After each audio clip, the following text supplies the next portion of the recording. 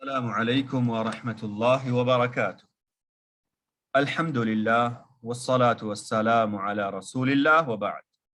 يقول الله عز وجل: يرفع الله الذين آمنوا منكم والذين أوتوا العلم درجات. ويقول النبي صلى الله عليه وسلم: من سلك طريقا يلتمس فيه علما سهل الله له به طريقا إلى الجنة. اللهم علمنا ما ينفعنا وانفعنا بما علمتنا وزدنا علما. احباب گرامی، عقیدے سے متعلق ہمیں بار بار پڑھنا چاہیے کیونکہ عقیدے کی بہت زیادہ اہمیت ہے۔ اور آج ہم جس کتاب کو پڑھنے جا رہے ہیں اس کے مؤلف نے اس کتاب کے اندر عقیدے سے متعلق تمام مسائل اگر نہیں ہم کہہ سکتے ہیں تو بیشتر مسائل کو واضح طور پر سوال و جواب کے انداز میں ذکر کیا ہے۔ احباب گرامی، آج ہمارے سامنے 200 سوال و جواب فی العقیدہ الاسلامیہ نام کی ایک کتاب ہے جس کے مؤلف حافظ احمد الحکمی رحمہ اللہ ہیں۔ میرے بھائیوں، اس کتاب کا نام مؤلف کتاب نے جو دیا تھا وہ ہے اعلام السنہ المنشورہ لاعتقاد الطائفہ الناجیہ المنصورہ۔ یہ کتاب ہے، اس میں 223 تقریباً سوالات ہیں جو اہم اور جو ضروری سوالات ہیں عقیدے سے متعلق، اس میں وہ سوالات سبھی موجود ہیں۔ ہمیں اس کتاب کو بار بار پڑھنا چاہیے اور اللہ کے فضل سے ہم اسے ریکارڈ کر رہے ہیں اور یہ ہمارا آن لائن درس شروع ہے، تو اس سلسلے سے انشاءاللہ جو ہمارے بھائی عربی نہیں پڑھ سکتے ہیں ان کے لیے اردو میں یہ یوٹیوب پر اور دیگر سوشل میڈیا پلیٹ فارم پر جو ہے موجود ہوگا، اس سے وہ استفادہ کر سکتے ہیں۔ اس طرح سے میرے بھائیوں، ہم یہ بات جانیں کہ عقیدہ کا جو موضوع ہے وہ بہت ہی اہم ہے اور عقیدے کو ہمیں ہمیشہ پڑھنا چاہیے۔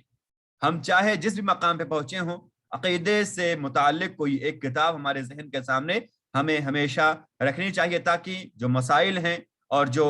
عقیدے کے جو ابواب ہیں وہ ہمارے ذہن کے سامنے ہمیشہ رہیں۔ تو آئیے آج ہم بلا تمہید اور بلا جو ہے تاخیر کیے ہوئے اس کتاب سے جو سوالات ہیں ان کا دراسہ شروع کرتے ہیں۔ ہر دن باذن اللہ ہم کچھ سوالات لیں گے۔ حجم کے اعتبار سے کچھ سوالات بہت بڑے ہیں، کچھ سوالات بہت چھوٹے ہیں، تو حجم کے اعتبار سے ہم کچھ سوالات لیں گے، 5 ہوا، 10 ہوا یا 1 2، جس طرح سوالات ہمارے لیے ممکن ہوں گے ان کو ہم جو ہے آپ کے سامنے پیش کرتے رہیں گے۔ آپ سبھی سے درخواست ہے کہ آپ سبھی جو ہے خود بھی شریک ہوں اور احباب کو بھی جو ہے اس پروگرام میں شرکت کی دعوت دیں تاکہ سبھی کو فائدہ ہو سکے اور ہم سبھی عقیدے کو پڑھیں اور عقیدہ ہمارا درست ہو اور لوگوں کے عقیدے کے درستگی کے لیے بھی ہم کوشش کر سکیں۔ تو آئیے ہم سب سے پہلا سوال پڑھتے ہیں۔ اس کتاب میں سب سے پہلا سوال جو شیخ نے لکھا ہے وہ ہے سوال نمبر 1: ما اول ما یجب علی العباد، وہ پہلی چیز کیا ہے جو بندوں پر سب سے پہلے واجب ہوتی ہے؟ سب سے پہلی چیز جس کا جاننا بندے پر واجب ہے وہ چیز کیا ہے؟ تو اس کے جواب میں شیخ نے کہا ہے: اول ما یجب علی العباد معرفت الامر الذی خلقہم لہ، سب سے پہلی چیز جس کا جاننا بندوں پر ضروری ہے وہ امر ہے، وہ معاملہ ہے جس کے لیے اللہ رب العالمین نے بندوں کو پیدا کیا ہے اور جس پر اللہ رب العالمین نے ان سے عہد لیا ہے، پیمان لیا ہے۔ وَأَرْسَلَ بِهِ رُسُلَهُ، اور اللہ رب العالمین نے ان کی جانب اپنے رسولوں کو بھیجا ہے اور جس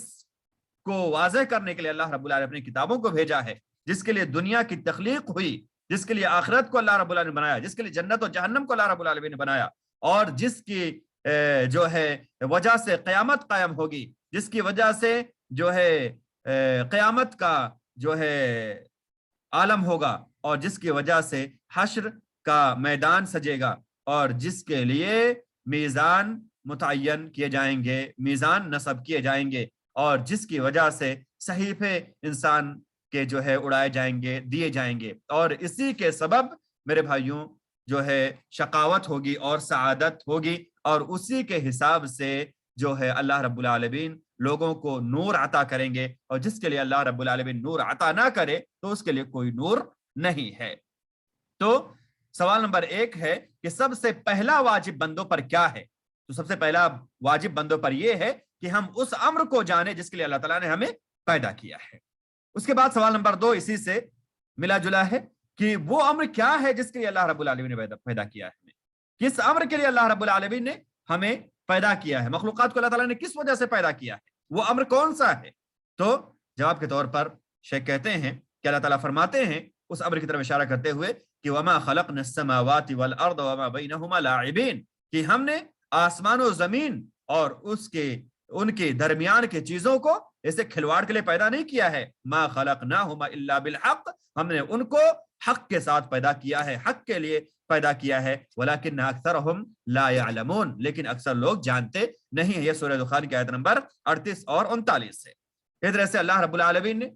لوگوں کی تخلیق کے ذکر کو جو ہے واضح کرتے ہوئے فرمایا ہے وما خلقنا السماء والارض وما بینہما باطلا ذلک ظن الذین کفروا، کہ ہم نے آسمان و زمین اور ان کے درمیان کی چیزوں کو باطل اور بے مقصد پیدا نہیں کیا ہے۔ یہ جو گمان ہے کہ باطل اللہ تعالیٰ نے ان کو پیدا کیا ہے، یہ ان لوگوں کو گمان ہے جو کفر کرنے والے ہیں۔ یہ سورہ صاد کی آیت نمبر 27 ہے۔ اس طرح سے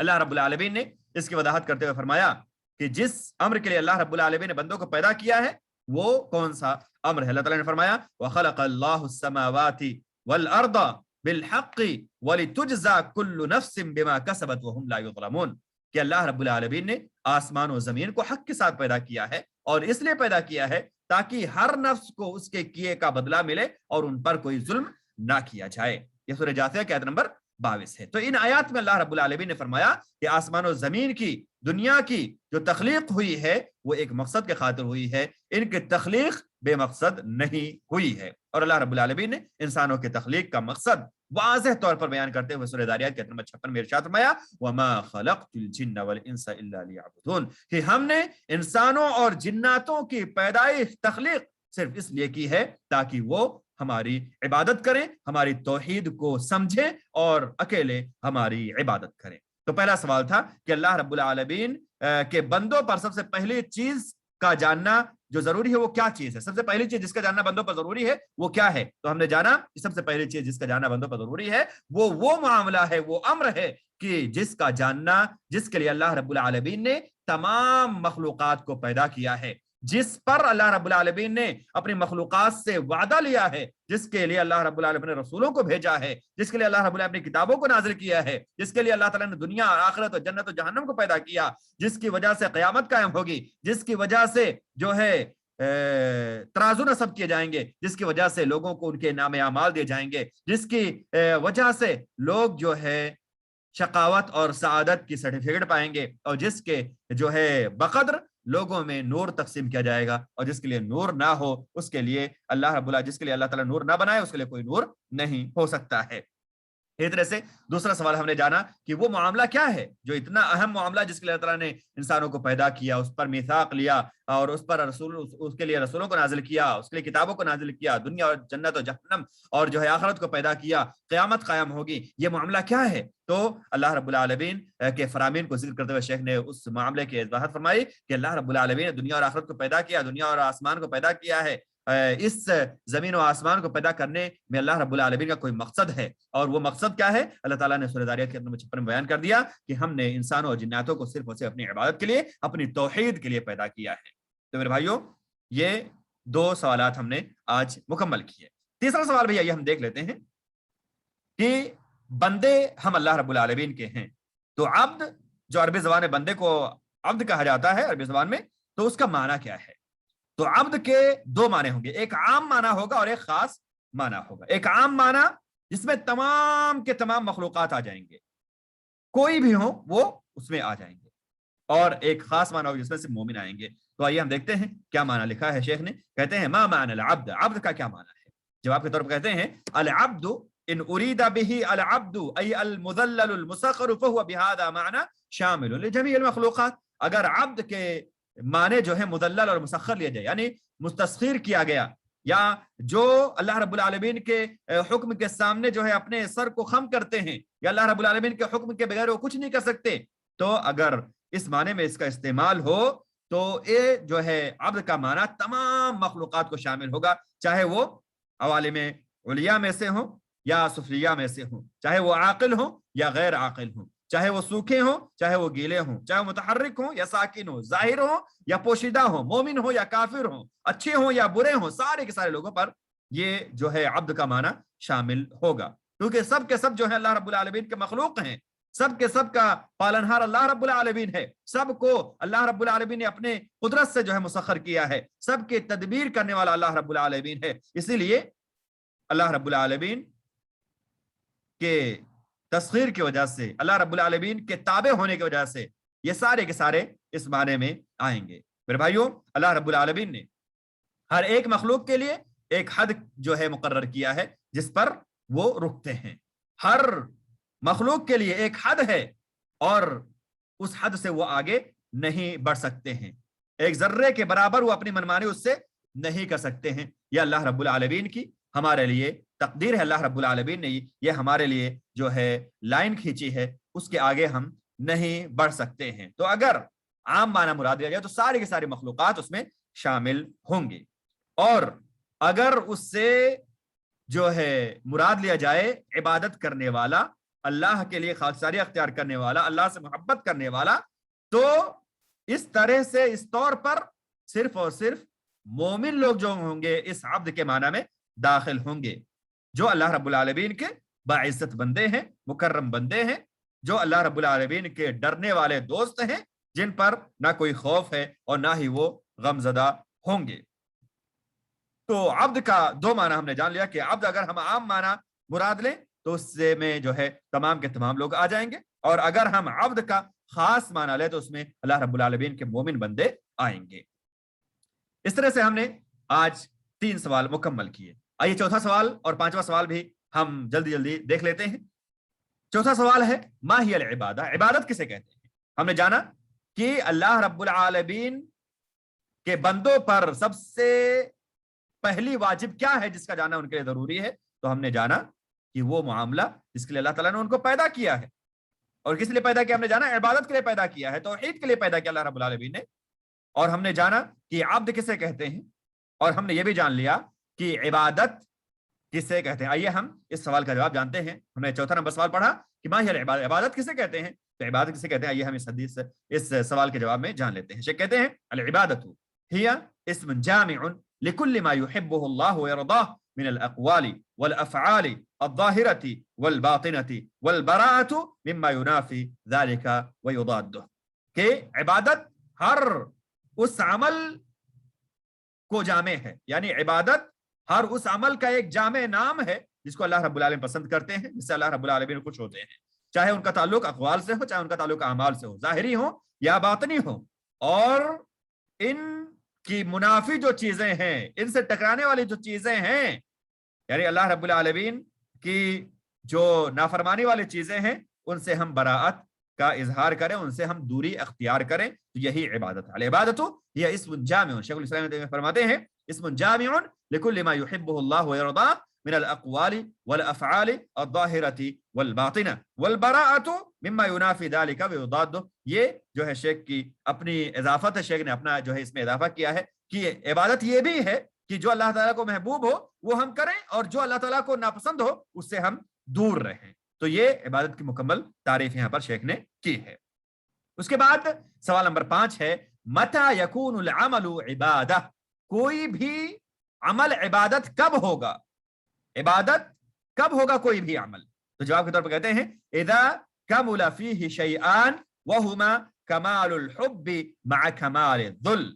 کہ جب کسی عمل کے اندر 2 چیزیں مکمل طور پر پائی جائیں۔ وہ کون سی 2 چیزیں ہیں؟ نمبر 1 ہے مکمل حب، مکمل محبت ہونی چاہیے،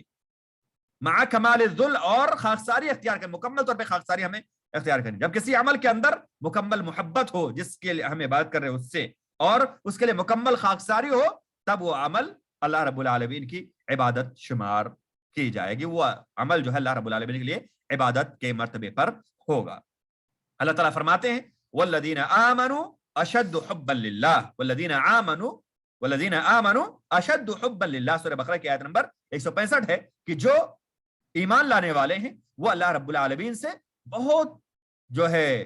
شدید محبت کرنے والے ہوتے ہیں۔ اور اللہ تعالیٰ نے ایک جگہ ارشاد فرمایا ان الذین هم من خشیت ربهم مشفقون، جو لوگ اللہ رب العالمین کی خشیت سے، اپنے رب کی خشیت سے، اپنے رب کے خوف سے جو ہے ڈرے ہوئے ہوتے ہیں، مشفق ہوتے ہیں، اور اپنے رب سے ڈرنے والے ہوتے ہیں، اور اپنے رب کے لیے خاکساری اختیار کرنے والے ہوتے ہیں۔ تو یہ کمال حب مع کمال ذل دونوں چیزیں ہونی چاہیے کسی بھی عمل کے، عبادت کے مقام پر فائز ہونے کے لیے۔ اللہ رب العالمین نے کمال حب اور کمال ذل دونوں کو ایک ہی جگہ، ایک ہی آیت میں ذکر کیا۔ ہم نے دو آیتیں الگ الگ جانی، اب ایک آیت ہم دیکھتے ہیں جس میں دونوں چیزیں اللہ رب العالمین نے ذکر کی ہیں۔ سورہ انبیاء کی آیت نمبر 90 ہے، انہم کانوا یسارعون فی الخیرات ویدعوننا رغبا ورہبا وکانوا لنا خاشعین، کہ وہ لوگ، نیک لوگوں کی صفت بیان کرتے ہوئے اللہ تعالیٰ فرما رہے ہیں کہ یہ لوگ خیرات میں، بھلائی کے کاموں میں جلدی کرنے والے تھے، اور ہمیں رغبت کے ساتھ اور ڈر کے ساتھ جو ہے پکارنے والے تھے، وَكَانُوا لَنَا خَاشِعِينَ، اور ہم سے وہ ڈرنے والے تھے۔ یعنی وہ جو نیک بندے ہوتے ہیں وہ بھلائی میں جلدی کرتے ہیں، اور وہ ہم سے دعا کرتے ہیں، اللہ رب العالمین فرماتا ہے، اور ہم سے ڈرتے ہیں، اور ہمارے لیے جو ہے خشیت اختیار کرتے ہیں، ہمارے لیے خشوع اختیار کرتے ہیں۔ تو یہ جو ہے چند دلیلیں تھیں جن میں ہم نے جانا کہ کسی بھی عمل کے، عبادت کے ہونے کے لیے دو شرطیں ہیں، یا دو چیزوں کا پایا جانا مکمل طور پر اس میں ضروری ہے، کمال حب، کمال محبت، اور کمال ذل، کمال خاکساری۔ تو یہ آج کا درس تھا جس میں ہم نے سوال نمبر 1، سوال نمبر 2، 3، 4 اور 5 کا معنی مفہوم خلاصہ جان لیا۔ اللہ تعالیٰ سے ہم دعا کرتے ہیں کہ اللہ رب العالمین اس طرح سے ہمارے تمام جو دروس ہوں ان کو جو ہے اللہ رب العالمین آسان بنائے۔ اللہ تعالیٰ ہمیں توفیق دے کہ اس سلسلے کو ہم مکمل کر سکیں اور اس سے لوگوں کو فائدہ ہو۔ اقول قولی ھذا واستغفر اللہ لی ولکم ولسائر المسلمین من کل ذنب فاستغفروہ انہ هو التواب الغفور۔ والسلام علیکم ورحمۃ اللہ وبرکاتہ۔